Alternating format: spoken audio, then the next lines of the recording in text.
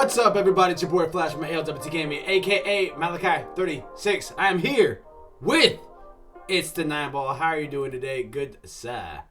I'm doing. You're doing what? I'm doing good. I was supposed to say, I heard I'm doing twice, and then it just. Yeah, I'm sorry. That's it. There we go. I got to put my mic up closer. Cool. That's good to hear. I'm glad you're doing good. Have you been playing anything over the past week since we've been going through this snowstorm? Pretty much the usual. Pretty much the usual, you know. Yu-Gi-Oh! A bit of we played some raft last night. A lot of rafting. Got some, No Man's Sky and Phasmophobia. Heard that. Okay. And going on over to Mildewy Carrot. It's harvest time, baby. How are you doing today, good sir? Not even into the growing season, buddy. It is your harvest season. You know what I mean? Turn down for what? Sorry for the buzzing there, guys. Telemarketers, I hate that. I'm doing good. Been playing Yu-Gi-Oh! Master Duel. Been playing Raft with 9-Ball, Gravity, TBF Abyss. We're probably going to be hitting up some Phasmophobia here after the stream with Hey It's Abs, maybe some TBF Abyss. And I just realized from monitoring our stream that my beard is blocked off again. Are you hating my beard? Is that what you stick me in the bottom corner? Again. Yeah, the setup on Twitch. You keep blocking me. I keep getting blocked, guys. I think Malachi's trying to tell me something. What do y'all think? No. What I'm saying... Put it in the comments. What I'm saying is that your beard is the logo. You know what I mean? That's what it is. You're saying the beard represents, even though you can't. Right now, if you guys are watching it on the visual portion of this stream, you guys can see that we all are inside the same city right here. A nice little purple perp. But we just wanted to do something unification here on episode 6 of ALWT Things Gaming 2022 season 2. A lot of things are coming out this month. A lot of things are coming out next month.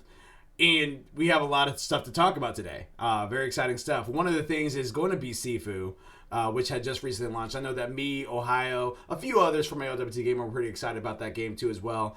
If you had pre-ordered it previously, you guys actually had the early access. If you did not and was just waiting for it to come out or waiting for reviews, it is out today officially. So you guys can go to the PlayStation 4 store or the PS5 store, or you guys can go to PC, I believe, and purchase it.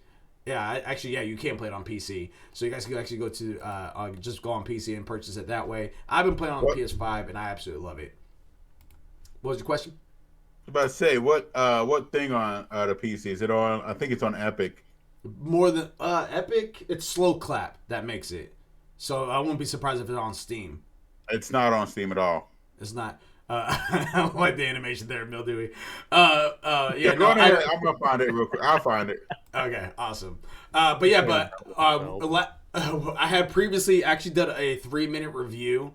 It's literally going to be wrapping up most of my thoughts about it within 3 minutes with a little bit of footage, gameplay footage of me playing it. So if you guys want to check that out, make sure you guys go to youtube.com and just type in ALWT Gaming, or at least we try gaming. You guys should be able to find it there. It's going to literally be called the Sifu review. You'll be able to see my review score there and all that good stuff. I am having a great time with this game. I really am. It is really, really, really tough. It's very tough. But the combat is really cool. You can feel like Tony Jaa. You can feel like Donnie Yen. You can feel like Jackie Chan. Like, it's actually pretty cool how they have it set up. You can choose female and male. So either one you can choose. You can kind of go off of that. There isn't any customization to it, so there's really no purpose as far as you just choosing female or male, besides you just want to play as a guy or you want to play as a girl. And that's perfectly fine. There are some elements about it that's not so great, which again, you guys can listen to the review for that. But I did want to go ahead and take some other reviews on here real quick. And this is from Game Rant. I'm going to that page right now. They actually have quite a few stuff to say about it. Alex Riviello had scrounged up all of their different reviews from several different sites, and here's what they had to say. So Anthony T, I'm just gonna say that Taormina from Game Ramp gives it a 4.5 out of 5. This is what they said in their article. Sifu is a one-of-a-kind roguelike that marries an engaging setup with sublime combat mechanics. It scratches that integral itch that fuels subsequent runs, and it tries its best to avoid the feeling that time has been wasted. Progression exists in many different forms, but Slowcap's standout title pulls off one of the more impressive versions of it. Sifu shows players they are actually getting better at the game. Going on over to Ben Reeves, also from Game Rant, gives it a 7.25 out of 10. He says, like a 20-year-old combatant, Sifu comes out the gate strong. Its core combat feels excellent, and the moment-to-moment action looks better than most Hollywood blockbusters. Sadly, as you progress, the action begins to show its teeth, eventually becomes a tiresome grind. Sifu deserves props for its incredible sense of style and tone, but also a great example of why growing old isn't always fun. And that was Ben Reeves, by the way, from Game Informer. I can't remember if I said that or not. Right here, Richard Wakeling from GameSpot says gives it a 9 out of 10 and says Sifu will likely ignite the difficult debate once again, and it's certainly a shame that more people won't be able to experience the game because of the barrier for entry. There's a design and mechanical justification for having such a steep learning curve, though it's part of what makes Sifu so compelling.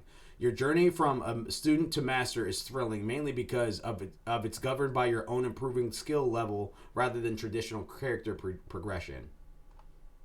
And then one more. I'm going to do Michael Saltzman from IGN says this in their article, giving it a 9 out of 10 as well, saying from the very first punch, Sifu is utterly uncompromising in its design. Absolver developer Slowcap's latest martial arts beat 'em up is bold, its combat exquisite, and its animations top-notch. Its music outstanding, and its story, well, very simple. It's poignant and elegantly told.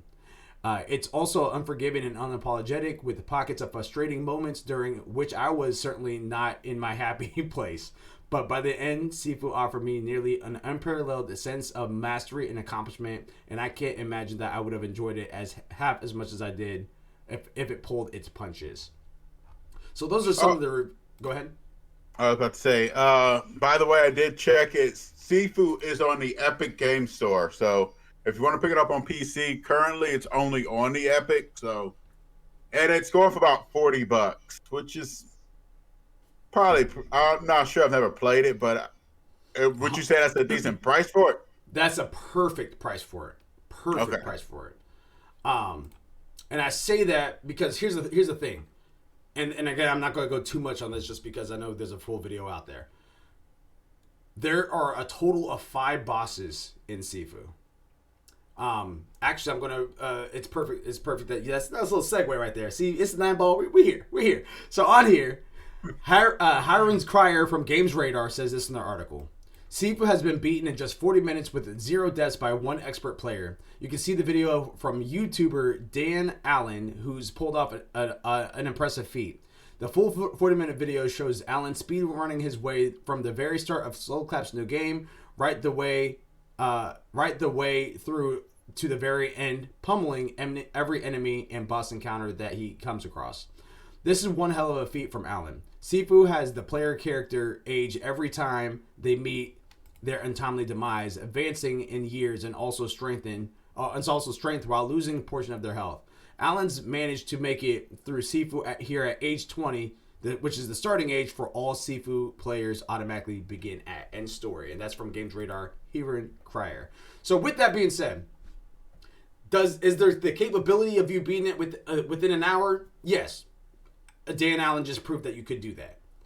The likelihood of you beating these 5 bosses, let alone the full length of the stage to get there within that time period, it's probably going to take you, the average player, it's probably going to take you at least 12 plus hours to do it. And on top, go ahead. Oh, I'm sorry. Go ahead.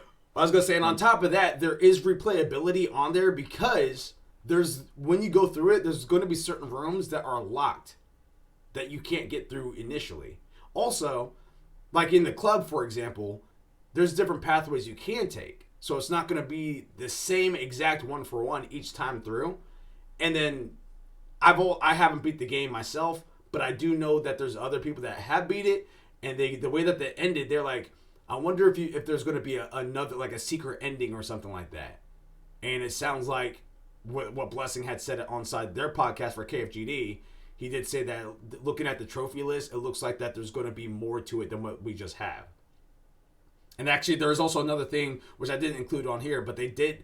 Slow Clap did actually talk about DLC for the game, which is really kind of surprising because it's a $40 title. But they did have DLC for the game that they have plans on, and also it looks like they might be entertaining the idea of multiplayer. Which right now it's only single player, but they're entertaining the idea of multiplayer for the game. So, with that being said, $40 for the standard, $50 for the deluxe. It's 1,000% worth it. How far do you age when you lose? So that's a good thing. So, and that's an excellent question. So how it is that you start off at age 20. If you die, the counter goes up by 1. So that, and it gets added to your age. So when you come back at 21. However, if you die at 21, the counter goes up by 1 more, which puts you at 2. That gets added to your age. So then you're at, instead of going to 22, you go up to 23. 23, okay. Yeah, because it adds like that. So it's very easy. For me, I started my very first run. I got to the boss all the way through. I think I got to the boss roughly around low 30s. Then that boss was kicking my everlasting black booty. And literally, I finally beat him. But I beat him at age 72. That's how bad he was beating my butt. With that being said, when I go to the next stage, I start off at age 72. Which is not good. Because the minute you get knocked down in stage 2, at that age, you're completely maxed out. So you just die and it's game over. And you just got to start that stage over again. Or you can go back to the first stage and try to get a better age point to carry on over to the second stage. Okay. So yeah, they kind of split it up that way. It's 100% a roguelike for sure. And how it looks is that like there's the opening of the game. You're a kid and you're left with this like little talisman, but the talisman has about like 5 different gold coins attached to them, and each gold coin represents 10 years. So, for example, if I die at 20 and it goes up by 1, then I'm still at that gold coin number 1. But the minute I break my 20s and go to my 30s, that first gold coin breaks and goes away.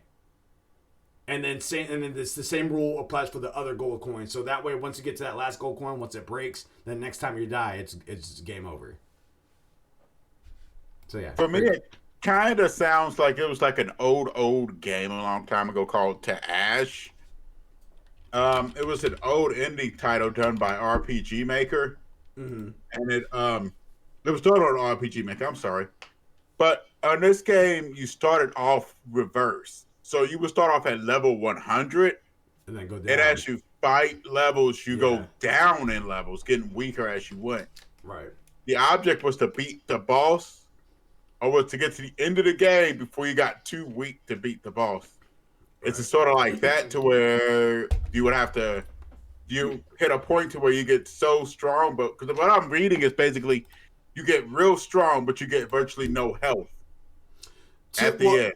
So to a point, because if you are fully maxed out in age, you are theoretically stronger, but me personally, I haven't seen a huge increase in damage that I'm really doing, to be completely honest with you. All right. I actually feel more the penalty of you not having as much health than I do the strength that you're dishing out to bosses and other people.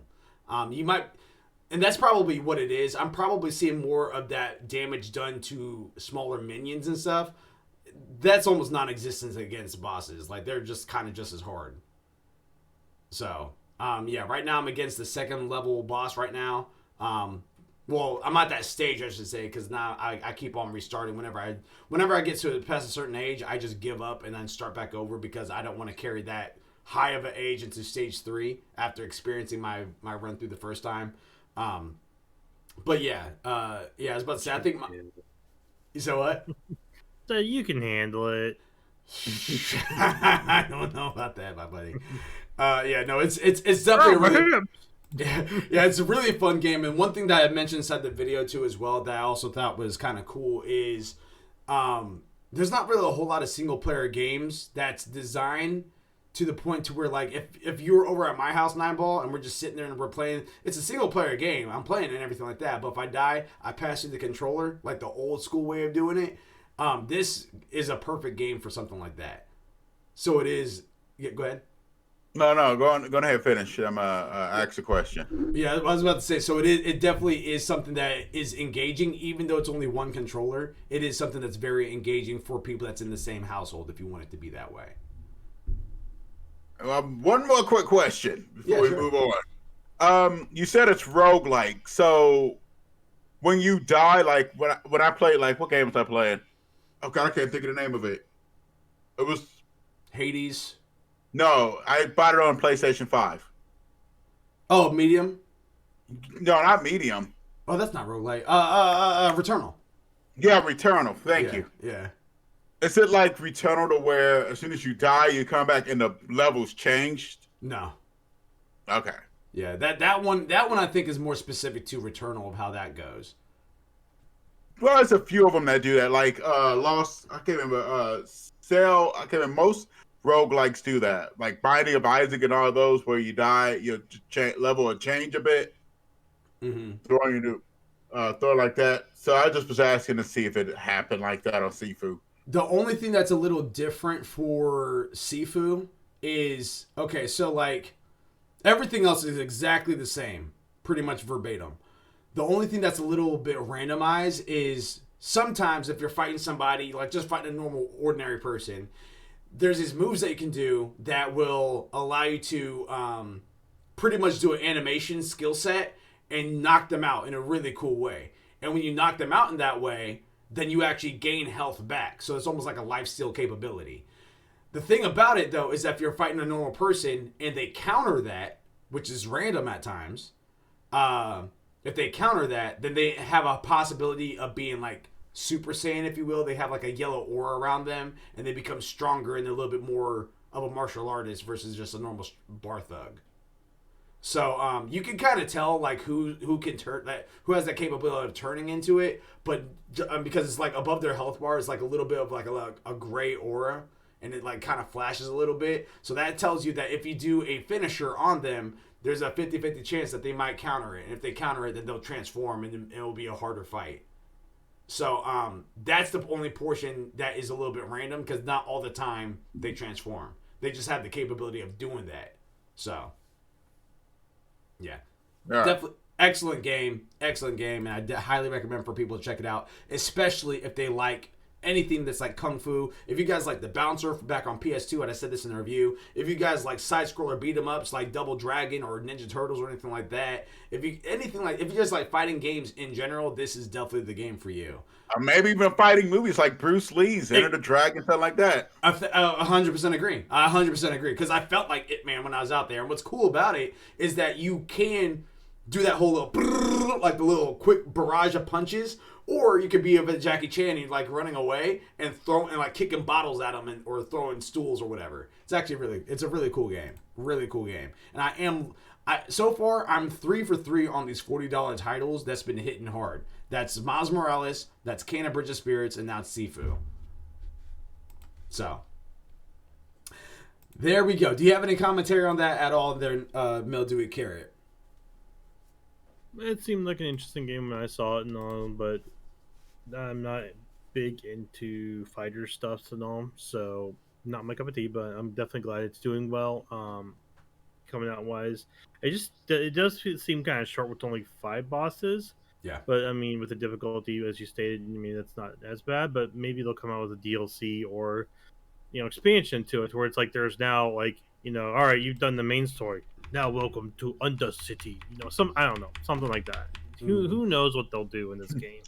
But no, I'm just happy it came out and did good. It's always good to hear about games doing good. Yeah. And one last thing I want to throw out before we go on to the last story is that the DualSense on this, because I'm playing on the PS5, is absolutely spectacular. You feel every little pitter patter on the controller as the rain is hitting your body when you're walking through the rain. Because the tutorial, you're playing as the main villain through the tutorial, which is actually really cool.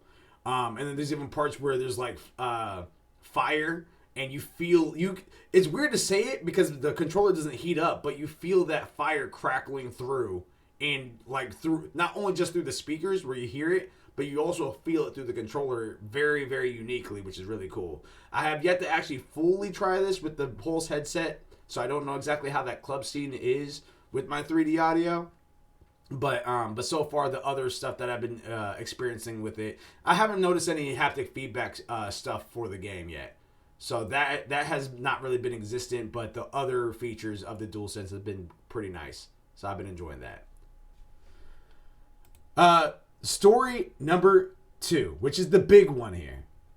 Big one here. Oh, and before we go on over to story number 2, I do want to talk about the Fantasy Gaming League because Ohio deserves his due diligence. He's been suffering so long in 2021. He needed some good news, and he has some And good news. we did kind of give him a lot of crap about his deck. We did. About his picks last year, though.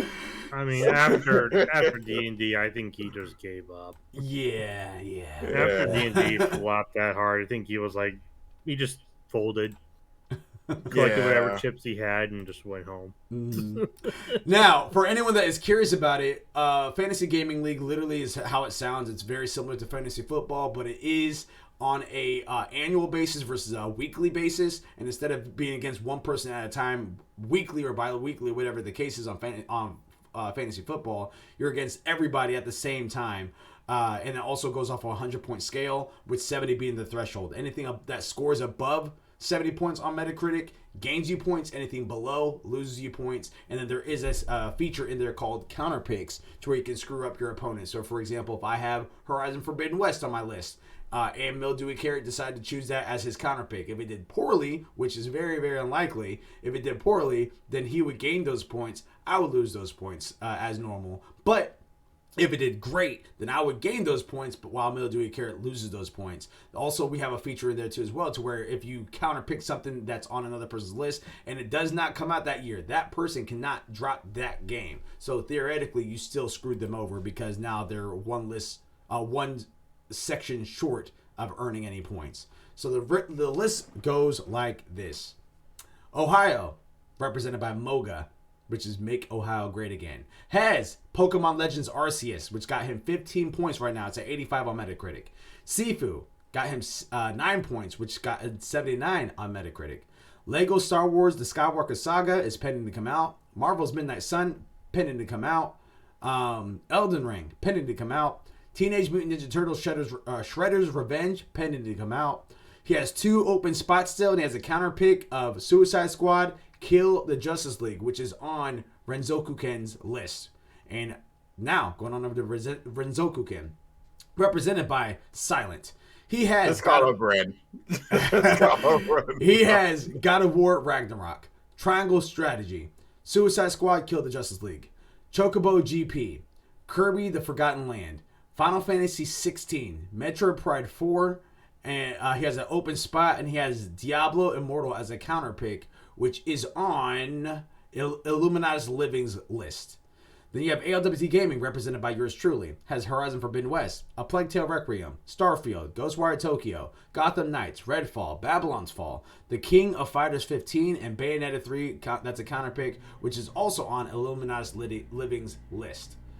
Illuminatus Living by Illusby Live has Dying Light 2, Stay Human, got him 7 points. Bayonetta 3, pending. Strangers of Paradise Final Fantasy Origins, pending. Mario plus Rabbids Sparks of Hope, pending. Diablo Immortal, pending. Shovel Knight Dig, pending. He has 2 open spots. Zaka Corp, represented by It's Nine Ball, has The Legend of Zelda Breath of the Wild 2, pending. Tiny Tina's Wonderlands, pending. Stalker 2 Heart of Chernobyl, pending. Saints Row, pending.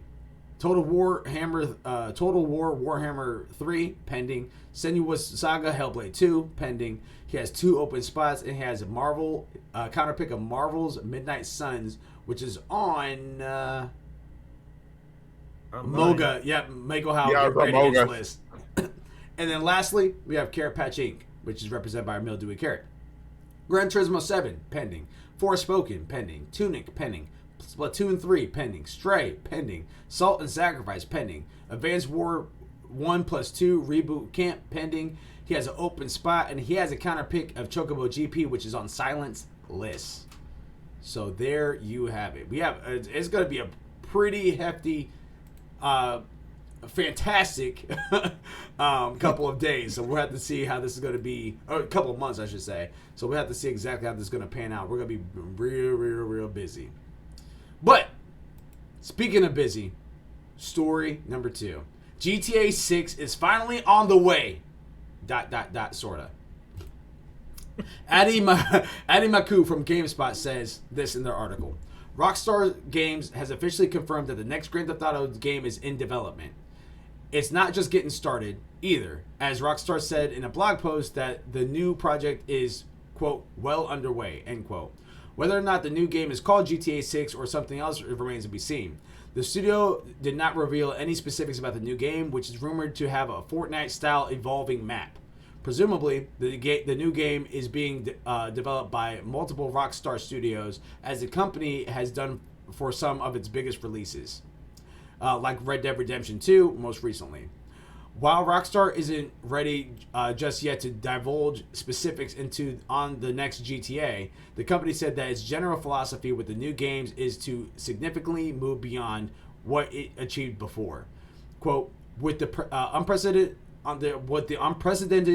longevity of GTA 5, we know many of you have been asking us about a new entry of Grand Theft Auto series.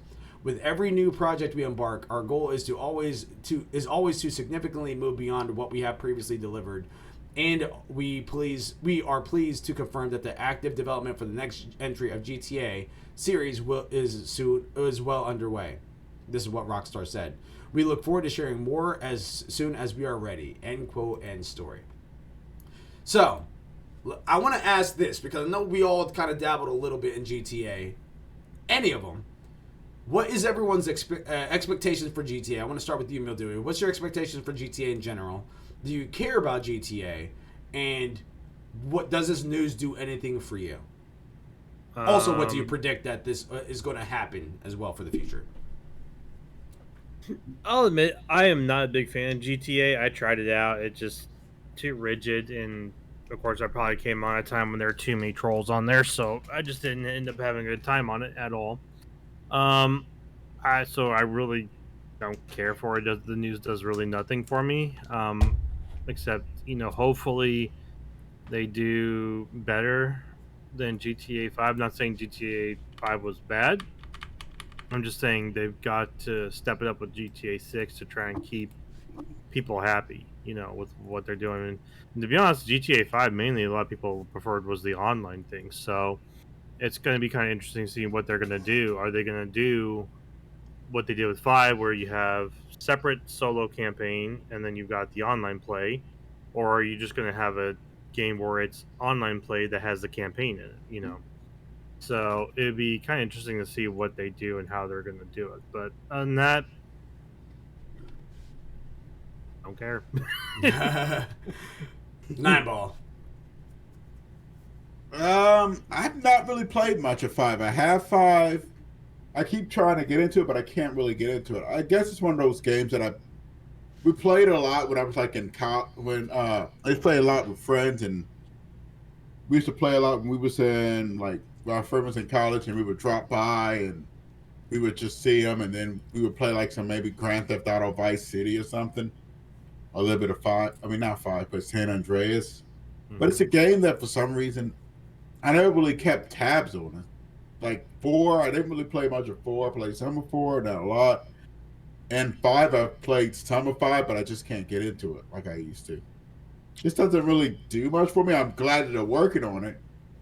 And I have some questions about it, but it's probably going to be one of those titles I'm going to wait on. I feel like it really won't matter anyway, but I would say about 4 or 5 years out, though, personally. So for me, it's not big of a deal. I feel that. I am somebody that I all right. So let me start off by saying I actually don't care about 5 either.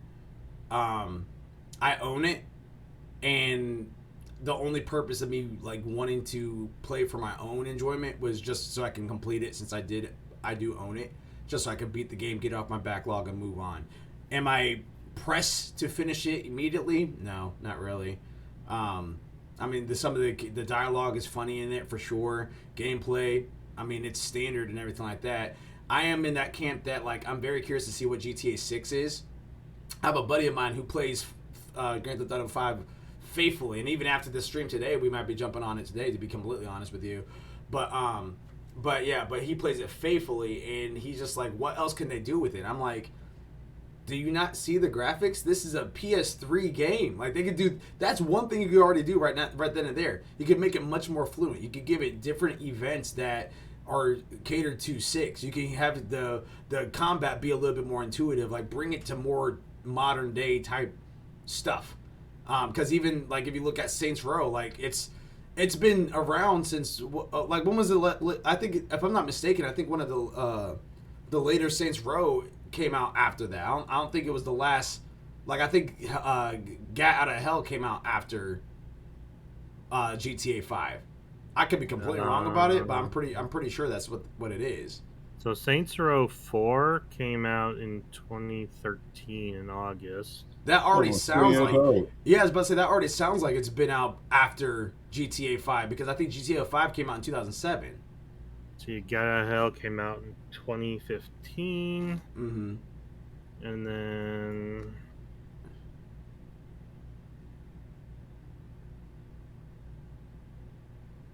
2013. For GTA 5. Mm-hmm. Well, and that's the PS3 version because that's what it came out on.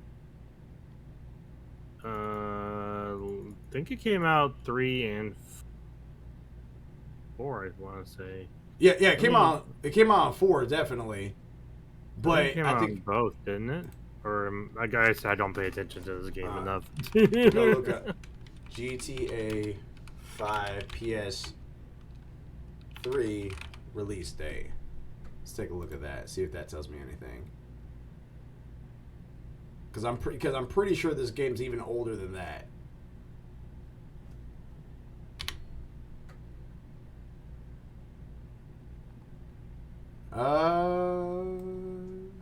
Nope. Yeah, no, that's what it's saying. It's saying. See, and that's the thing. It's weird that because it says September 17, 2013, but it says platforms of PS4, Xbox Series X/S, PS5. It didn't come out like those consoles weren't out at that time. So, but again, maybe the initial first it ever came out was 2013. Well, no, yeah, Grand Theft Auto 4 was 2008. Grand Theft Auto, okay, San Andreas was 2004. So. It's just really weird in general that Yeah, because Grand Theft Auto 5 began to be crafted in 2008 is when they apparently began production. Gotcha. Well, yeah, I mean, ultimately, there's definitely. I still think that I'm in that camp that there's a lot that you can still do. I am curious. Go ahead. Sounds like you're just talking about like a remaster of 5 at that point. You know, Well, like just revamping up the graphics. I mean, that's all you said. I mean, I didn't like you said events and all, but it's like, well, what's the story gonna be? Like, where are you gonna be at? What are you gonna be doing? You know, what's the world gonna be like? Are you gonna be in the same world? Are you gonna be in a whole new world? Like, how are you gonna do it? Like, I'm gonna say this. Like, the one thing I kind of got turned off on, especially when I first tried GTA 5, was this campaign mode, and the fact that they gave you characters to play. And don't get me wrong, I like playing games that have characters that you can do that with, but just the GTA series kind of makes me feel like I should just be able to make my own character and go into this world of doing it, like me personally being in there versus playing as someone. Like you should have both options, but they only gave you the one, which is like odd because like games like Saints Row, you can make your own character and build it up and go through the same story that anyone else could. So it's like I don't know why they had to say like maybe like make those stories that you were gonna do saying here's this person story. It's like side game stuff, like extra story mission stuff, like saying play as this person to get more stuff or more lore about the world, something like that. But like if I'm gonna play the game of GTA 6 now, it's like I want to be able to play it as me as my character. I want to make a mildewy carrot in the game and do whatever the heck mildewy carrot wants to do. I want to go driving down the interstate while cops are chasing me in a freaking tractor, and I'm like, I got that thing tricked out with a freaking nitro system, and I'm blazing down the road. Well, and that's the thing I wanted to take this at. I don't think that would make sense for GTA 6. I think that makes sense for GTA Online, because that's what I don't see GTA Online going away, even though they're going to make another GTA game. GTA Online is still going to be there. That's where you can make your person. They're probably going to evolve that a little bit more. Maybe they'll go ahead and do some sort of remaster of something like that. But I think that 6 itself as a core game is going to be something that's more of a single player experience like they have. And maybe phase GTA Online to be its separate thing, as you're saying, to where you can just go down the highway and all that good stuff. Well, I mean, I understand the online aspect of being that, but what I'm saying also is like just the solo play as well as like it just I guess it's just at the time when I was playing and even going back and trying to play it, just I felt it's like okay, with the story, I feel like right now you get more out of the multiplayer than single player in GTA. Like I'm kind of curious actually now to see how many people have bought the game and have skipped single player and gone straight just to online. Oh, 100%. Yeah, that exists. So with that in mind, then, and with them only upgrading the multiplayer aspects, it's like, are they going to do the same formula that they did and have people wait for multiplayer to come out, or are they just going to say, you know what, maybe multiplayer is going to be the better option for GTA? We'll keep it in the GTA universe and having, say, those solo missions that do not like activate a search function and multiplayer aspect. Can you turn it to where it's like you're either online or offline, but still in the same world?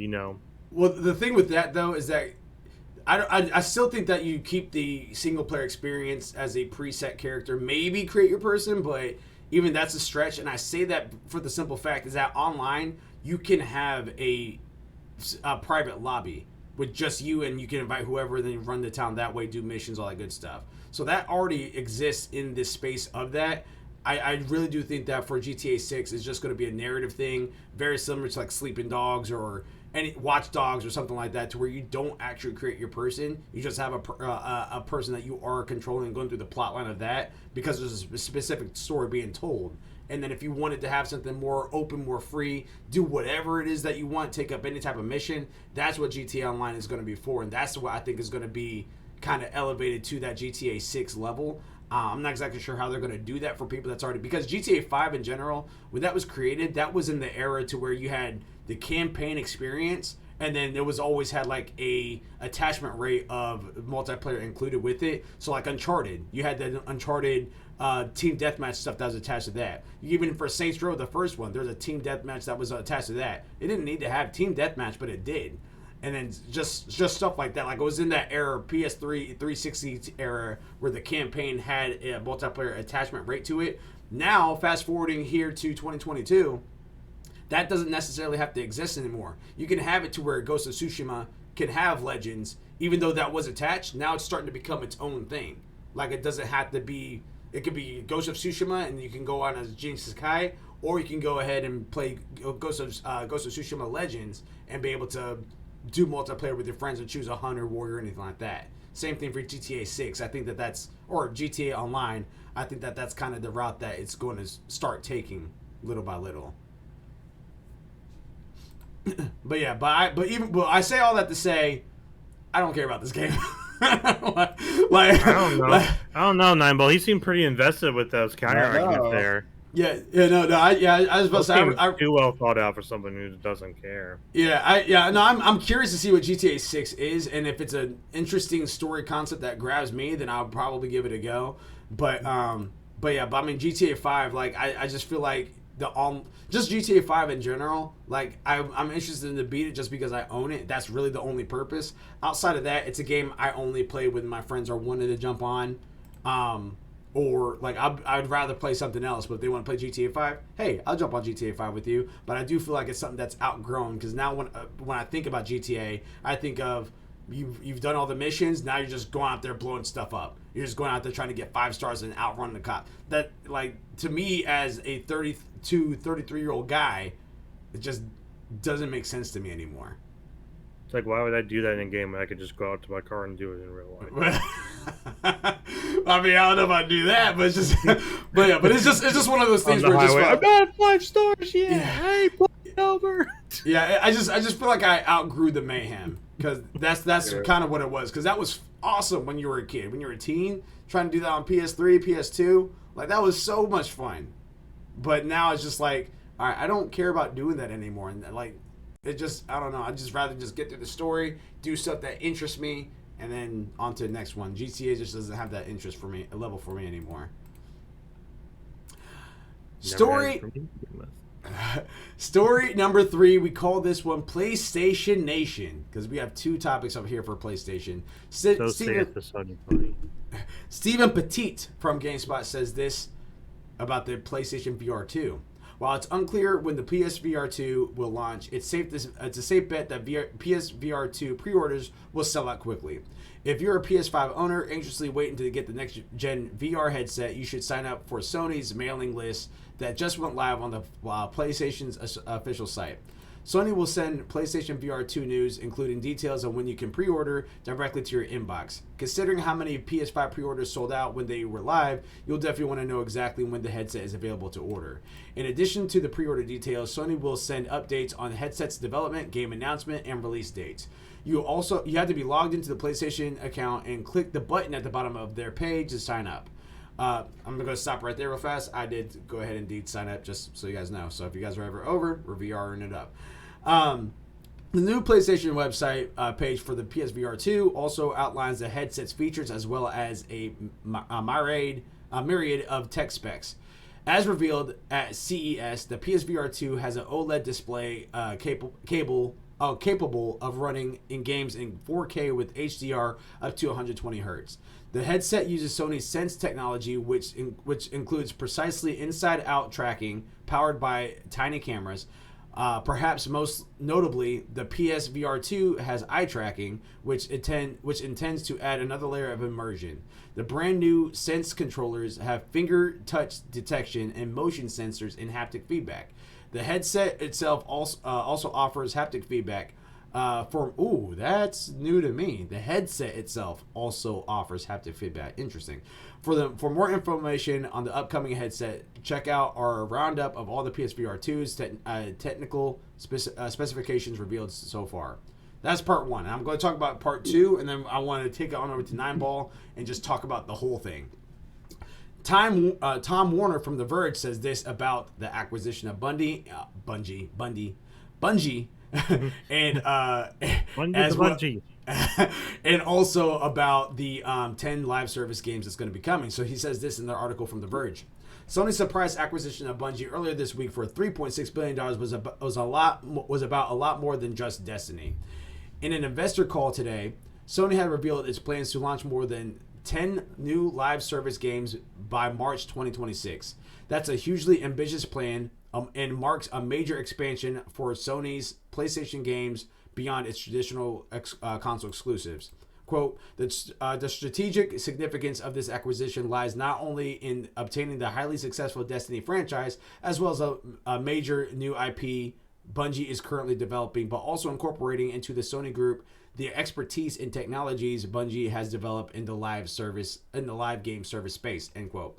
Says Sony CFO Hiroki Totoki. Quote, though through close collaborations between Bungie and PlayStation Studios, we aim to launch more than 10 live service games by the fiscal year ending in March 2026. It was clear that Sony's Bungie acquisition was all about competing with Fortnite, but now those ambitions look even broader. Bungie's next IP, codenamed Matter, is rumored to be a multiplayer action game with character-based gameplay. Bungie said last year that its next IP will launch before 2025, but that's just one game out of 10. And Eurogamer points out that there are signs of many more in the works. Last of Us developer Naughty Dog has been building a multiplayer game for years. Horizon Zero Dawn developer Guerrilla has hired for roles related to online games. PlayStation London Studios is also working on a new PS5 online game. End quote and story. And I want to take the question. I have a couple questions for you there, Nine Ball, and I want to have the same questions for you there, Mildew with Carrot. First question is the PlayStation VR 2. Does that interest you at all? The second question, going on over to the second part, the 10 live service games that's supposed to be anticipated to launch before March 2026, so 4 years out. And we know one of them is going to be a brand new IP by Bungie. What other, what does this news do for you? But also, what games do you think would Bungie be touching on as far as helping out with the live service portion of PlayStation? Oh, first question. Oh my God.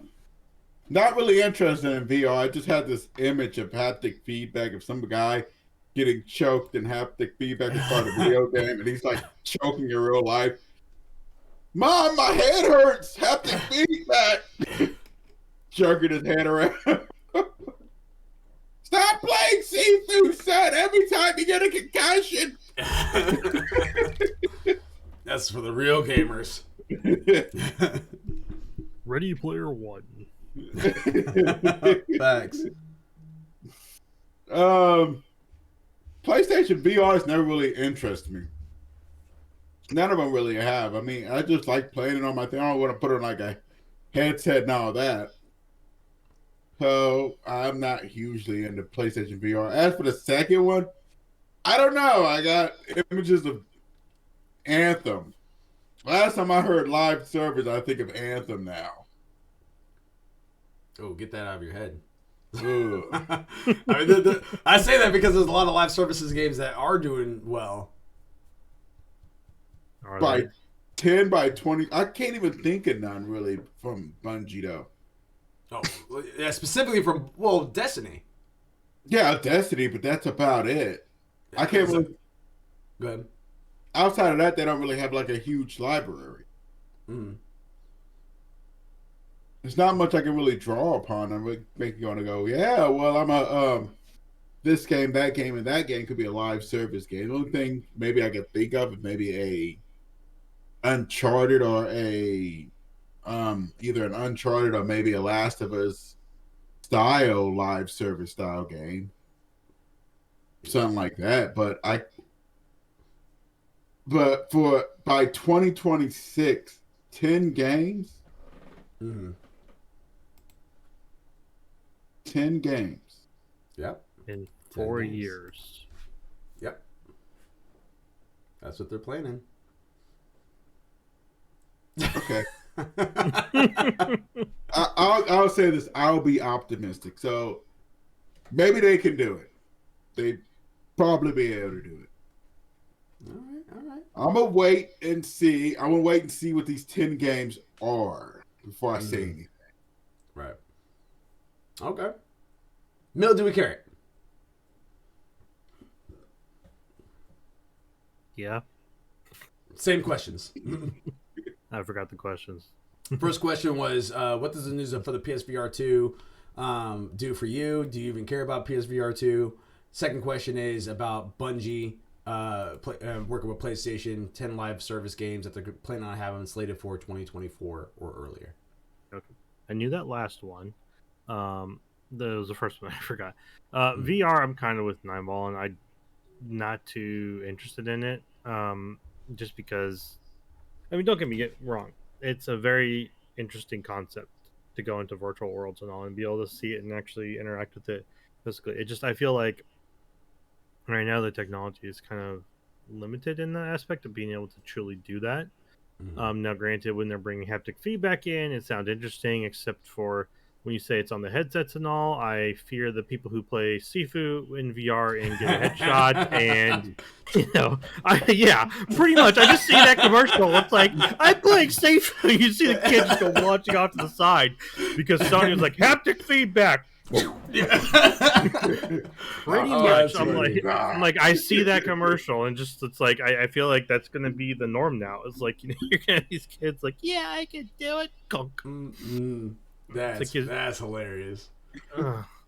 But so I'm skeptical I mean, I'm glad they're working. I'm not gonna say I'm skeptical. I said skeptical beforehand, but I'm glad they're working on it and trying to evolve it, because I definitely want to get to that aspect of, like, the Ready Player One movie, or like, SAO or Lock Horizon House, where it's like you can log in and play these games, or like, before, where it's like you can play these games virtually. We're not at those levels of Before and SAO and Lock Horizons yet, but it's interesting to go there, Yeah. to try and get to those points where we can just put on the headset and truly interact as ourselves in the game, in a Yeah. way. It'd be kind of interesting, though. There's people who hate it because they're like, well, I can't play like that because I'm not fit enough. I'm like, well, congratulations. Download the treadmill sim and you'll get there. you know in terms of Bungie and the 10 games, I'm going to be very on the fence on this one. On the other side, kind of looking over like the neighbor from Tim the Tool Home Man. Improvement. Yeah, from Home Improvement, just kind of looking over going like, you done Miss yet? Wilson. It's just like, like I'll wait for them to actually announce these games. Put your mouth behind the logo. How you doing, neighbor? What you working on? Yeah. Pretty much, so I'm gonna wait for them to fully come out with information on it and to tell us what these games are and how they're doing on them before I actually say yes, they can. Because right now they're like 10 games in 4 months, in 4 years. I'm like, y'all realize COVID's still going on, right?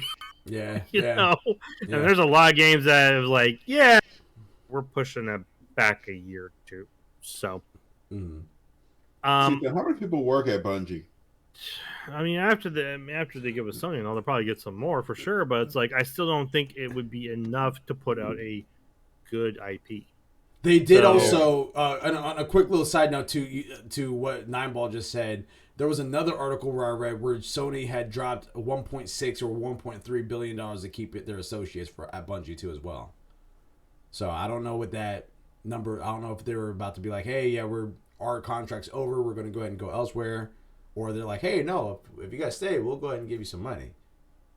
So. It might be because, like I said, Bungie really has a, they don't really like to, taking a high end, assuming they got 900 employees. Oh, that's a lot of people. That's assuming. Taking a high end, assuming they've got 900. That's assuming they got 900.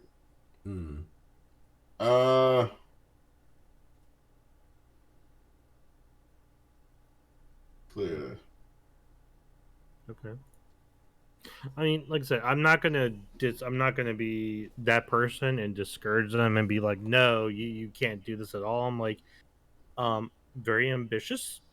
I'm just gonna kind of wait to see what you guys put out. What information you're gonna give me. So, and we'll go from there. I heard that. I'm going to talk about the 10 live services first. Actually, no. I'm going to talk about the VR first. So that one is one I've always been interested in VR. Just never brought myself around to getting it for anything, even PlayStation. For the simple fact of the matter, it's the same issue that I have with early stages of Switch and early stages of Xbox. There's just not really a whole, like, as much as I love the idea, there's really not a whole lot that is like, I'm getting this console, this pretty much this brand new console to play with. Like, there really isn't. With VR2, those features are really, really intriguing me. The fact that it sounds like that a lot of the old PSVR library, it can be played on the PSVR 2. That's also good.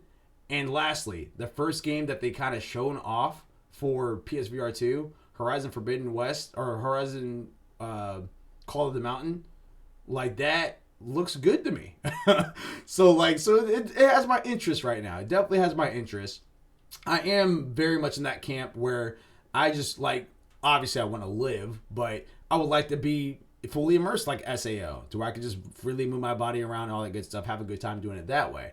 I mean, I feel like we're generations off from that, but still, like, it would be really cool to get close to that in my lifetime. So that is PSVR 2. It's probably the closest to VR that I would actually invest and go into, and the haptic feedback to give you that more immersion, like they were saying inside the article. I am very excited for that. So yeah, so this one's definitely higher up on my list, higher up even now that I know that there's the headset of the haptic feedback, and I promise Milducare I will not get Sifu for this, so I won't get a concussion and get knocked out.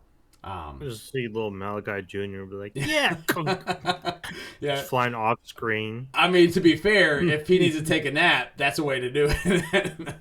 But yeah, no. So that's my thoughts on that with the PSVR. The I keep saying acquisition. The 10 live service games. I think it's very possible, but I think it's very possible in the sense that they're like, hey, we're working on them. Doesn't mean we'll actually hit 2024. There might be some games that's delayed. They might get closer to 6.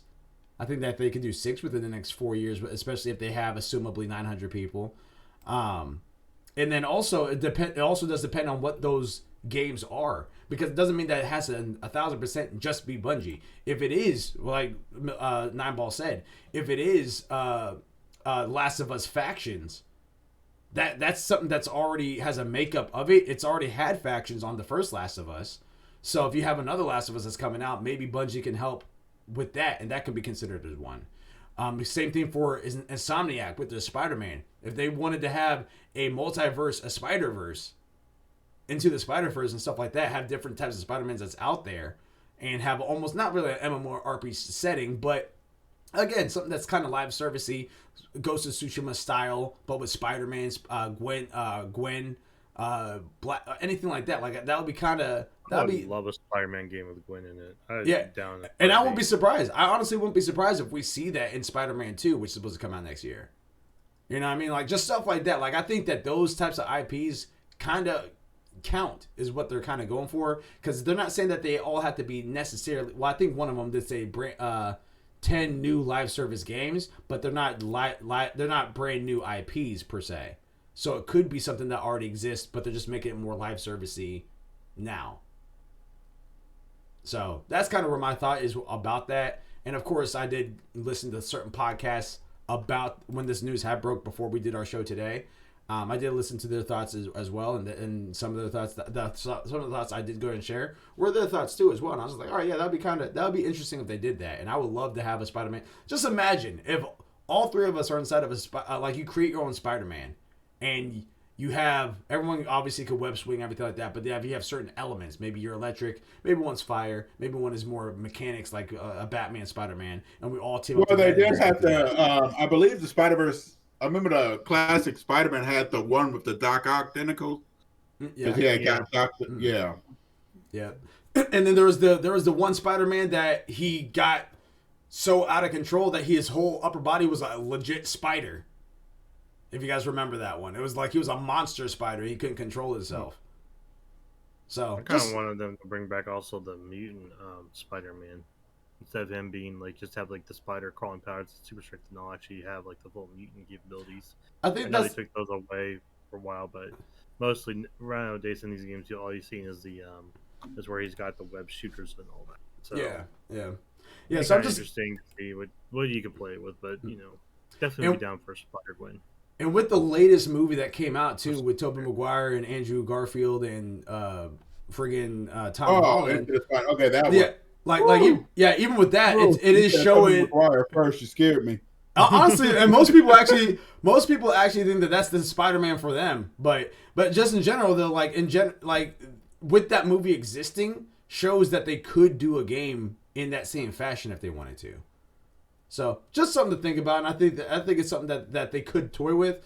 Will it be a full-fledged 10? I'll be impressed if they do, and if they do it successfully, I'll be impressed about that. And who's even to say that all the 10 of these live service games have to be good? Maybe this is them taking risks, because now Bungie's underneath Sony. They can take all the risks that they want. I mean, now granted, they were going to do that before anyway, but just saying in general, they can take even more risks if they want to. Yeah, it's about taking risks, but just don't make a bunch of stupid plays where people just lose faith in you. I mean, if you release like 10 games and they all suck, you sell them a high price, they're going to see the Bungie name and just go, well, I bought the last two and they sucked, so, you know. Well, and I that's don't the know about reason why, Saturday. and that's the reason why you tie it to someone like Bungie, because they're not going to, that more than likely they're not going to be ruining their own reputation, PlayStation or not. Bungie is Bungie. Like, we are the people that made Halo before we left Xbox. We are the people that made Destiny, and it's going on stronger than ever right now. Like they have weight behind their name. So I think that's one of the reasons why you do entrust something of a project to this caliber to someone like like Bungie, or if it's something like if Insomniac was in this position, then you would trust it to someone like Insomniac or Naughty Dog or Gorilla or Sucker Punch.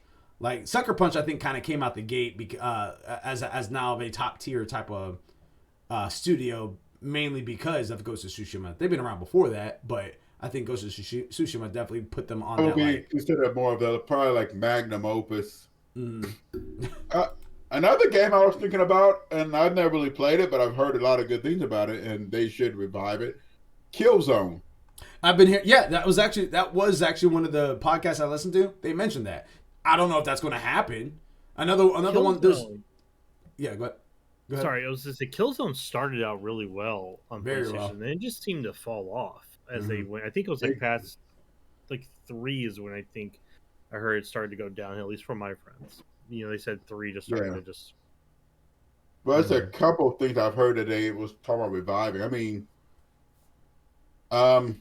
real quick. Just I have 3 games I do want to say that I think would be interesting for them. Well, no, you go first. But I was about to say I just know that I have 3 games after you're done saying that I wanted to throw out there and get your guys' thoughts about it. Go ahead. Bungie.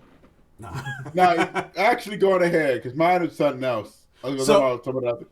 So all of them are shooters, first and foremost. Just want to throw that out there. But one, and I think we had talked about this before previous on the show, one of them is Resistance, that they brought back Resistance. The second one is MAG, if any of you guys remember that. I remember MAG. Yeah. And then the third one is bringing back SOCOM. What are you guys' thoughts? I remember SOCOM. What about Haze? That's a good one. That's a good one. That's a really good one, actually. What about Fuse? Get us back, give us back Fuse. You know what I mean? We saw what happened after the credits, right there, Mildewey? Oh God. I mean, Resistance sounds like a good one. I actually kind of enjoyed that one. At least the first one. And just 3 was awesome. 3's where I actually jumped in at. I actually haven't played the first 2. So the first one, I like the combination of aliens and World War II. That was fun. And then, I mean, to be honest, it was a very good series. It was actually one of the stronger ones on PS3. Is one of the things I heard a lot of people playing of is that. MAG, I'm not familiar with that one.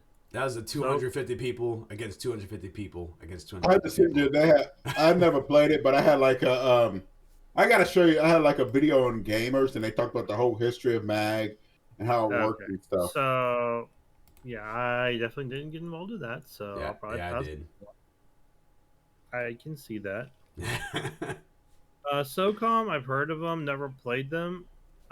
So I really can't give any feedback on besides it's a specialized Call of Duty from the looks of it. I mean, yes and no. If I'm not mistaken, correct me if I'm wrong here, Nineball, but SOCOM came out first, right?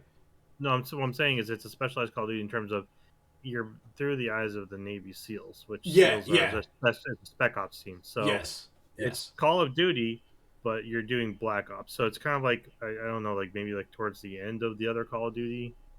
It's more tactical because now Call of Duty's makeup is you run and gun.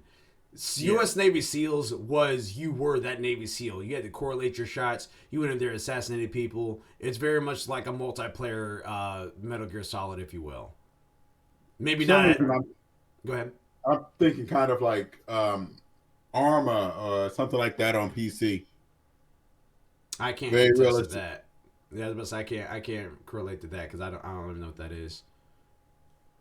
But yeah, SOCOM was one of the ones where you can have it was on PS2. You can plug your adapter into the back, have the little dial-up Ethernet cord plugged in there too as well. Play with your friends online and just go through each stage. But it was definitely a more tactical shooter progression, been if you forever will. since I played that game. Very, yeah. I know yeah. I know I had it, but I just don't remember it. Yeah. For some reason I remember Siphon Filter whenever you say that. Yeah, I remember that too. Siphon Filter. There was another one too as well. I can't. It was like very similar to Siphon Filter, and I can't remember the name of it with the life of me right now. Crap. There's a couple of them. But yeah. I just want to throw it out there just to think about it as these news kind of comes out when PlayStation and Bungie start talking about their live service games. Hopefully, we'll see something this year. Does anyone believe we're going to see any live service games from Bungie / PlayStation this year? I know the acquisition. I know the acquisition it hasn't been finalized, but that doesn't say that they can't stop making the game in general. They would. Oh, going ahead. Sorry, I didn't mean to cut you off there, Nineball. I was just gonna say I don't feel like we're gonna see like. Are you talking like seeing a game drop this year? Or are you talking like just seeing information about the game this year? Information. Possibly towards the end of the year, I would say. Like either if the earliest is going to be probably end of July, beginning of August, and then latest would be like final, like maybe game of the year awards.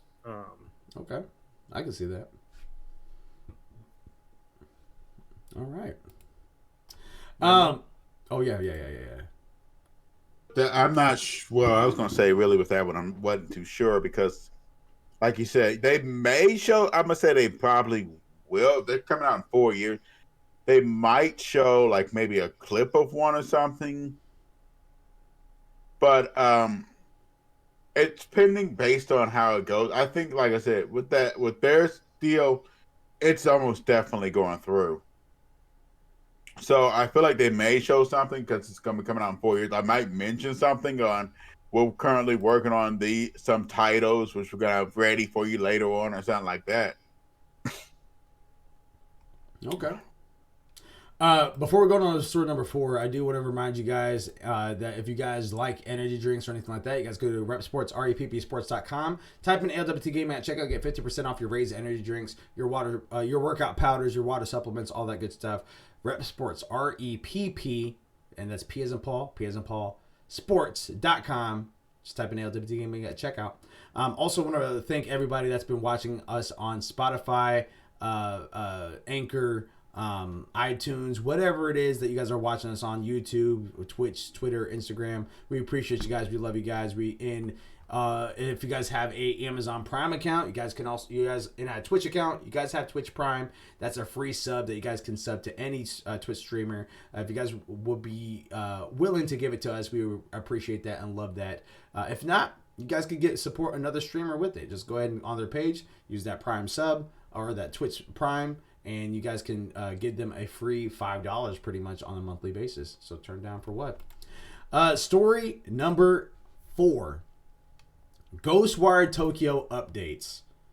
So Marcus Stewart from Game Informer says this in their article and this is back from Thursday, by the way, when we were doing our stream. So today, Thursday, Tango Gameworks provided the first extended look at Ghostwire Tokyo's moment-to-moment gameplay and other activities players can get into throughout the haunted Tokyo. A pair of videos provides a walkthrough of the game's action, while a developer interview reveals that the team's design process. We already knew that the game's story is set after Tokyo's population disappears thanks to the arrival of dangerous yokai or spirits. You play as a lone survivor. You play as a lone survivor, Akito, who awakens possessed by a spirit named KK, who imbues you with the elemental powers. This power is called ethereal weaving, and let you channel the elements of fire, wind, and water. Executing these moves resembles a blend of Doctor Strange's spellcasting and Avatar: The Last Airbender's bending, thanks to its flashy, elaborate hand gestures. Physical weapons complement your spells, such as a bow and various talismans, and you can stealth attack enemies instead of blasting them head on. Among other features, the first video shows off Akito Tango abilities, which lets him fire a spirit tether to grapple and ascend buildings. We also got a look at the corrupted fog-covered areas players must clear out, and surreal shape-shifting areas that evoke the psychological horror of Tango Gameworks' previous series, The Evil Within. The game release itself is supposed to be March 25th, 2022. So again, one shout out I want to throw out there. We knew before last week that Ghostwire Tokyo was supposed to come out in 2022. We already knew that. What we did not know, though, is that this was going to be a surprise announcement that they had last week. Because they actually announced that they were going to show something about Ghostwire Tokyo. They announced that on Tuesday, this past Tuesday. And then we got the event on Thursday when we were streaming. And then on Thursday, not only did they give us a release date, but that release date is a little over only 1 month away, which is shocking. Normally, something like that, if you're going to have a release date, you're going to be expecting it at least maybe about 5-6 months out. This is less than 2 months out. And this is the first we're hearing about it. Got the release date on the 3rd. That's going to be coming out in less than 2 months. So, I give the question over to Mildew Carrot first, and then going on over to Nineball.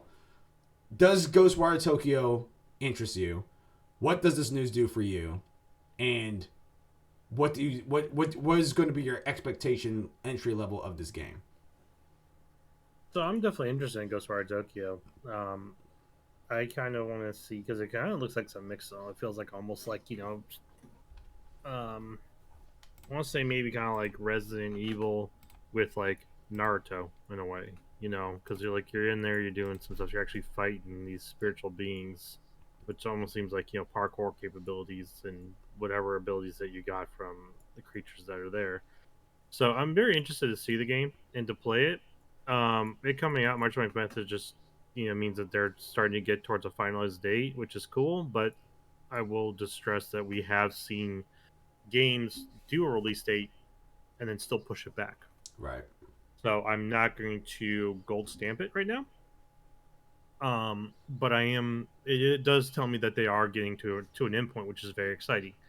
Coming out, I think it's going to be a very unique game. Definitely seems like it's got that, like I said, the mix of psychological horror with like combat. So it's going to be very interesting to see how they do it and what puzzles and story that they put into this game. So I'm very intrigued. All right. Nineball. Well, can't. Okay, good. I was about to say my thing's not lighting up. So it's funny you mentioned Resident Evil, because the guy that did the Evil Within is actually the maker of Resident Evil 4. Okay. I didn't know that. Yeah, I can't remember his name right now, and I don't want to butcher it. So he went on to make this studio and start on this game. To be honest, to me, it kind of has a... I played quite a bit of, I need to finish it, The Evil Within. Because I'm actually in the middle. I beat the chainsaw dude with the helmet. It's Resident Evil. I don't know, you played Resident Evil 4, right? Did you? Been a good long while since I've touched a Resident game. You're going to have to remind me. Well, it's sort of like that. It's kind of like, you ever seen, there was a movie that came out years ago called The Cell with Jennifer Lopez? And she goes to that. Very familiar. And you go into like a killer's mind. It's like the Evil Within was like that, part one. And you go inside this killer's mind. You got to beat things in his mind and stuff. So it's very psychological in a way. Okay. For me, I'm very interested because I do like horror games. But to me, it has, I would say, kind of like a Parasite, the anime Parasite style look to it in a way. Okay. I can definitely see the look style. I didn't say anything about that, but I can agree. I kind of been watching it for a little bit. I want to see how this launches, and if it comes out, it should come out pretty well. I mean, I don't have much to say about it, to be frankly honest, but overall, even though I don't have much to say about it, does not mean I don't like it. I do think it's going to be interesting. And if they put their love into it like they did with the Evil Within and Evil Within 2, the Evil Within 2 is kind of, I want to say, more open world. I have not played it. I got it. But it's very... The only bad thing is it's niche because it's very weird too. Because it has another game in there, and I'm gonna bring this game back up, even though y'all don't know what it is. Siren Blood Curse kind of feel to it. Yeah, which is I don't know how to describe it. It's very weird and unusual. Siren's Blood Curse. It came out on PlayStation a long time ago. I got it because it came on PlayStation 4. I think it was like five of. Kind of looks like Dead Out almost. And it has that look and feel too if it goes by Tokyo to me for that. It is a game I think I will pick up and play and probably check it out and see how good it is. I don't know if it's gonna be day one now. Yeah, I was about to say that. Now, granted, this normally isn't my cup of tea of game anyway, so I'm not gonna be picking it up. But there is something that about it that makes me intrigued to a point. Not only just the fact that it's first person, but he's doing all these jitsus, but the vibe that I kind of get with it. If you're speaking on an anime level, honestly, surprisingly enough, would be Bleach. Like I feel that Bleach vibe of it because if you really think about the Bleach universe in general, those souls, those lost souls or whatever, they are scary. They're killing like these other spirits out there. They're killing people. Like that is a horror style script. It doesn't feel that way because it's an anime and everything like that. But if you really lived in that particular era, those things are really scary. And then there's because the Manos, like all that stuff, like that's when I look at some of these spirits, these yokai that's out there. Like I kind of think that a little bit. Is it enough for me to get into the game? No. Also on top of that, it's coming at the tail end of some banger games that's supposed to come out. Assuming none of these games are going to be delayed. Like we just recently got Arceus, which I know people are getting through still. Seafood just launched today. Then we still have Horizon Forbidden West. We still have the Elden Ring. We still have Strangers of Paradise. We still have like literally all these different. I think Forspoken. Isn't Forspoken coming out in March? Yeah, in a few months, I want to say. It's either March or April or something like all these games are just so close together that it just makes the best sense for me to not, even if I was interested in this game, which I'm really not, I wouldn't be able to get it right now because there's other games that's. You said May? May 24th. Okay, so it's a little bit out. It's a little bit out, but that is one that I would have to put on the back burner if I was interested in it, just because there's all these other amazing games that's coming out right now that even some that I'm already having to put on my backlog because I know I'm not going to be able to get to it in enough time that I would like to. So, what's cooking with Bandai Namco? Do you want to talk about that? Because Joseph Noop from IGN says this in their article. Bandai Namco announced Tuesday that it plans to develop an IP metaverse for its library of games and spending 15 billion yen or 130 million US dollars on the project. For us in America. First reported by Video Games Chronicle, which is also known as VGC, the three main goals of the Metaverse project includes connecting Bandai Namco with fans of their games, enhancing the value of Bandai Namco's IP, and connecting each IP's world into an interconnected universe known as the All Bandai Namco concept. Bandai Namco also plans to invest 25 billion yen, or $216 million US dollars, to maximize IP value through a new IP creation, group-wide IP projects, and innovation. The metaverse is a popular term in the tech and entertainment world for a persistent virtual world where people can interact with one another and various brands. Several major companies and brands are rushing to get in on the idea, including Disney, Epic Games, Microsoft, Facebook, and Square Enix. Quote, through the IP metaverse, we will establish communities among Bandai Namco and fans, as well as among fans themselves, Bandai Namco shared in its midterm plan presented by to investors. Quote, through these communities and content, we will build deep, broad, multifaceted connections that continue for a long period of time, and we will focus on the quality of those connections. In this way, we will work to maximize IP value over the medium to long term. End quote. End quote. So just a little something out there. I mean, we could talk about it if you guys have any concept like concerns or any thoughts about it, but just hearing that they're trying to tie more of their IPs and stuff like that together is definitely kind of a cool concept. I don't know what this will look like per se, to be completely honest with you, because now correct me if I'm just being an idiot and not understanding this fully, but if you own I feel like if we own Bandai Namco games and we're on PlayStation, we're technically kind of already in that metaverse. Same thing if you're on Xbox, you're kind of already in that, like, we're still communicating with each other, right? I guess. Yeah, I'm not. I guess I'm just still kind of curious as to what this is going to look like in the future. What they mean by like, is this going to be a subscription service? Another one? Is that what they're getting at? Because they did say Disney, which is Disney Plus. They did say Microsoft, which is Xbox Game Pass. Like, they did say Facebook, which Facebook was the one that had kind of invented that meta term. So I don't know what this necessarily entirely means, but something to keep an eye out for.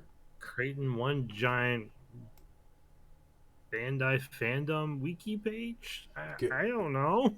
It could be. You may not be far off the mark. I mean, I'm pretty sure there's already one out there. They're just going to put it on the official site and link to it. Right, exactly, yeah. So I don't know. Yeah. Does anyone have any commentary about that particular one other than just little? It's a verse. It's a verse of meta.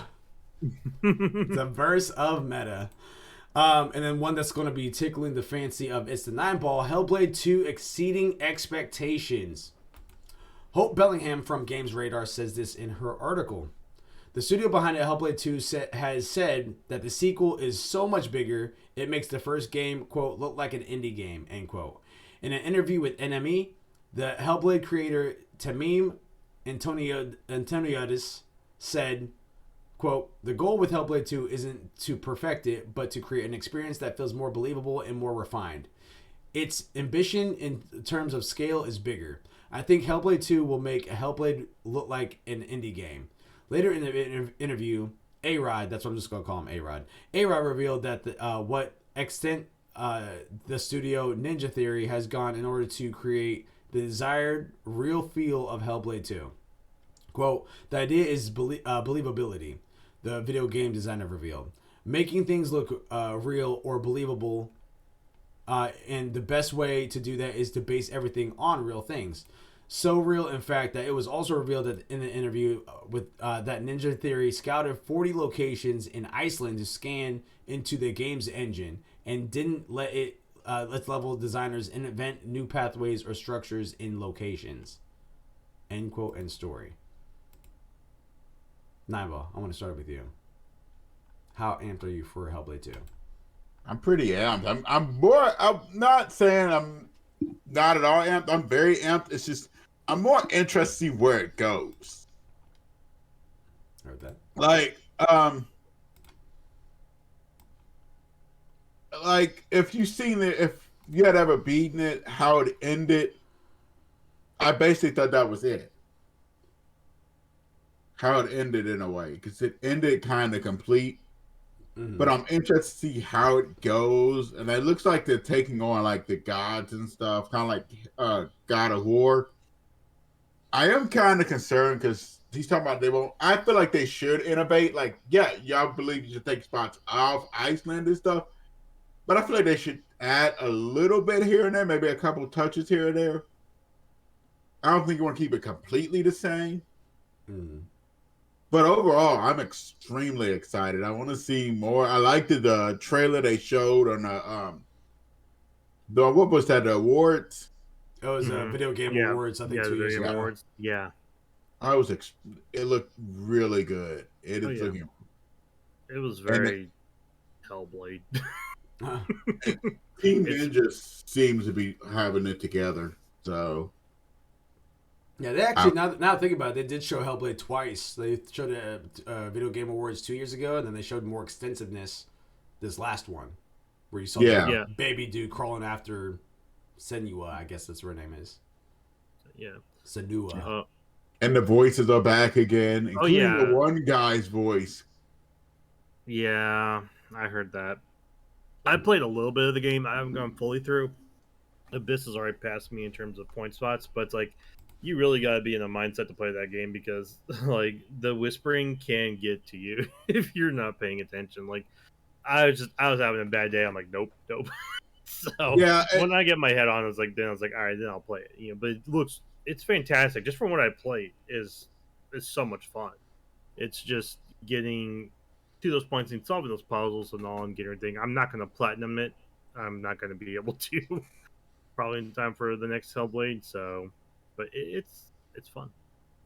it's basically the backstory to it is basically I can give you a quick rundown without spoilers. Basically, yeah, her husband or boyfriend died, I think and it was boyfriend. her boyfriend, yeah, I and feel like basically it. she tries to make a bargain with hell, literally from Smite to bring him back from the gates, and it just goes all wrong. Oh yeah. Yeah. So what you're saying is she should have just let her boyfriend be. You gotta remember though, this is back in the olden days where it's like they'll do anything. Because I think what happened was, if I remember right, is I think he was like something went wrong and he was sacrificed to try No, wasn't it? no, he died during a raid. Was that Because it? the other tribes sacrificed him to their gods. Oh, so he got captured? Yeah, I mean, Gotcha. That's what it was. yeah, I know he got she sacrificed.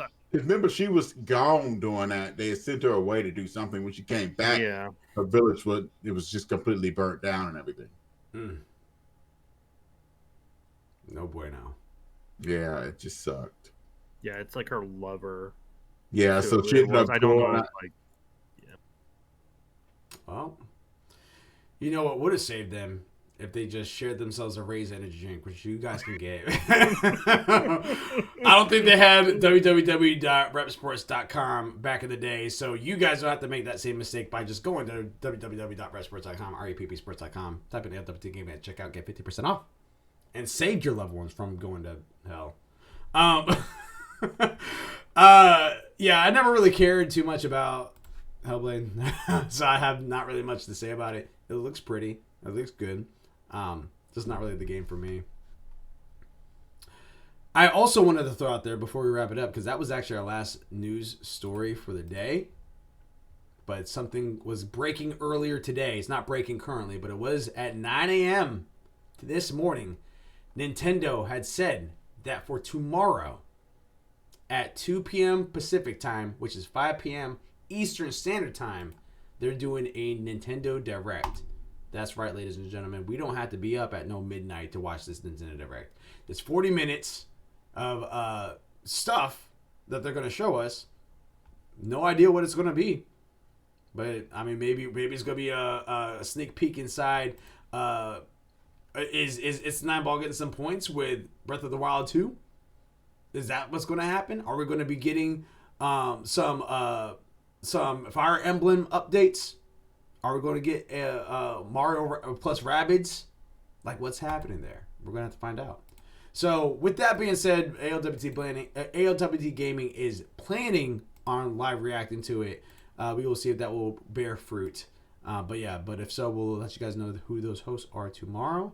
But 5 p.m. Eastern Standard Time, we'll be going live at 4:50 p.m. Eastern Standard Time.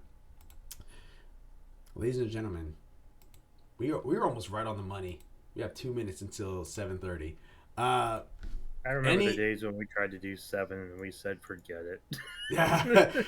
We have a lot to talk about. We just love video games and we love you guys and we want you guys to we argue with it. each other so much. It's so much fun. Let me ask you guys this real quick. Top 3 games through February and March that you guys are looking forward to. Starting with Nineball. Oh wow. On the spot. So I'm gonna say, because I know it's coming out and it's coming from my point system, Total War Warhammer 3. Okay. I was about to say, if you want me to, I'm actually pulling it up right now so I can pull up I've a got list of both. games. Of course, Horizon has got to be on there. Horizon Forbidden West. Everybody's looking forward to that one. 10 days out. Mm-hmm. And I'm getting more and more curious in the Elden Ring. Like, at first I wasn't too interested. And I was like, as I'm looking more and more at it, I'm like, this is getting kind of interesting. So it's kind of moving up slowly on my list. So I might pick it up here. So those will probably be my 3 for this month. All right. Elden Ring, Horizon Forbidden West, and you said Warhammer. Yeah, of course. Got to get them points. Mildew and Karen. First on list, Horizon Forbidden West. Pre-orders and Deluxe going full in. Cannot wait. Taking time off. You will not hear from me until I'm done playing that game. I forgot about that game. What game? Martha is dead. Oh yeah, I remember hearing about that one. It's on my wish list. It's interesting. It sounds interesting for sure. I'm on the fence about that one. But anyways, back to me. Elden Ring for sure. Love the Dark Souls series. Can't wait to hear more about it and see more about it when it finally launches. And then this one's actually on my list. And it's one that I kind of found I kind of am curious about because I kind of been getting back into the top-down games with Diablo and all. But Tunic. Okay. That one I'm very interested to see for it when to come out. No, it's scheduled March 16th to come out. So I really cannot wait to see how that one does and all what we got going for it. Nice. I do want to give my list, but first, before I give you my list, I do want to talk about games that have launched, just so that way we all, for anyone that's watching right now, but also just as reminders for us of what to look forward to in the next couple months. So games that have already come out in this past January: Deep Rock Galactic, which came out on PS4, PS5 on January 4th. Monster Hunter Rise, January 12th. Splunky 2 came out January 12th. Astroneer, January 13th. Shadow Man Remastered, January 13th. God of War. That's been out. These are which one? Shadow Man. That now this is it probably it's remastered. Shadow Man Remastered, but also it's on console. It's not PC if that's what you're referring to. Oh, okay. So long on console. I thought to say I picked that up day one. Yeah, because even right now, God of War that's coming out on January. That came out on January 14th, but that's PC because it has already been out on PlayStation. Shadow Man. Then they have Shadow Man Remastered again, but it's on Switch on the 17th. Nobody Saves the World, January 18th. River City Girls, January 18th. Yu-Gi-Oh! Master Duel, January 19th.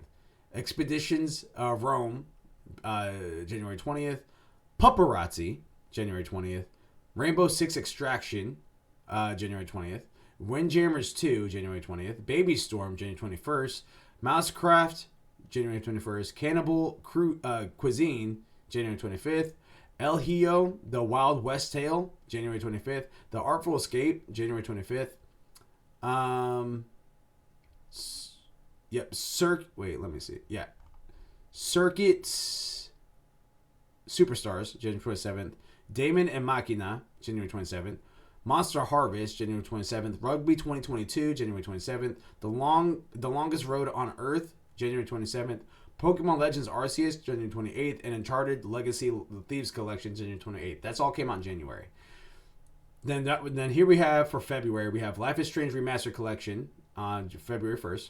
The Waylanders, the 2nd of February. Now, all these, I'm just going to say the date itself, because you guys already know it's February.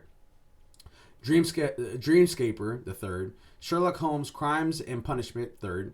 Yu-Gi-Oh! Master Duel, and this is on iOS and Android, the 3rd. Dying Light 2 Stay Human, the 4th. Ali World, the 8th. Sifu, the 8th. Action Arcade Wrestling, the 9th. Backbone, the 9th. Crossfire X, 10th. Edge of Eternity, 10th. Cardboard Kings, spelled with a K, 10th. Kingdom Hearts 2.8 Final Chapter Prologue, the 10th. That's on Switch. Kingdom Hearts HD 1.5 and 2.5 Remix. That's also on Switch. What these on numbers? The 10th. Kingdom Hearts 3 on Switch. That's on the 10th. No by Heart, the 10th. Lost Ark, the 11th. Dynasty Warriors 9 Empires on the 15th. Ooh, I gotta look into that. Assassin's Creed, the Ezio Collection, 17th. King of Fighters 15, the 17th. Total War Warhammer 3, 17th. Horizon Forbidden West, the 18th. Destiny 2, the Witch Queen, the 22nd. Monarch, the 22nd. Soul Cresta, the 22nd. Edge of Eternity, the 23rd. Martha is Dead, the 24th. Elden Ring, the 25th. Grid Legends, the 25th. And then lastly for March, we have, and this is again March dates that I'm saying, LX2, the 1st. Far Changing Tides, the 1st. Puzzle Quest 3, 1st. Shadow Warrior 3, 1st. Babylon's Fall, 3rd. Gran Turismo 7, the 4th. Triangle Strategy, the 4th. Spellforce 3 Reforced, the 8th. Aztec Forgotten Guides, the 10th. Chocobo GP, the 10th. Workshop Simulator, the 10th. WWE 2K22, the 11th. Grand Theft Auto 5, and it's on PS5 and Xbox Series X, those versions, the 15th. Phantom Breaker Omnia, the 15th. Tunic, the 16th. Persona 4 Arena Ultimax, the 17th. Stranger of Paradise Final Fantasy Origin, the 18th. Ruin Factory, the 22nd. A Memoir Blue, 24th. Ghostwire Tokyo, 25th. Kirby and the Forgotten Lands, the 25th. Tiny Tina's Wonderlands, the 25th. Crusader Kings 3, the 29th. Death Stranding's Director's Cut on PC, 30th. Starship Troopers Terran Command, 31st. And The Weird West, the 31st. So of those games that are currently, right now, the top 3 that I'm looking forward to, I can say this without any remorse because Sifu's out and I have it now, is Horizon Forbidden West, Elden Ring, and is Final Fantasy Origins Strangers of Paradise. I forgot about that game. Yeah, those are the 3 that I'm most looking forward to now. Let me see a little something here. I see Matrix Prime. I threw something in here about Destructoid PS5 party betas. A new chat feature. Yeah, I just seen it next now. Showed up on my Destructoid. Interesting. All right. Oh yeah, where they say, "Hey PlayStation." Okay, yeah. I know this. Okay. Yeah. But nice little update. Ladies and gentlemen, that does it here for us at ALWT Gaming. Stands for At Least We Tried Gaming, because at least we tried. This, again, stay tuned for tomorrow as we plan to live react to the Nintendo Direct event. You guys will see your guys' host tomorrow at 4:50 p.m. Eastern Standard Time. And then on Thursday, it's followed by we're going to have a Sin segment as we continue to go through Remnant from the Ashes. Try to get as far as we can in that game. Beat them bosses and have a good time there. Until next time, everybody. Control. Alt. Complete. Completionist!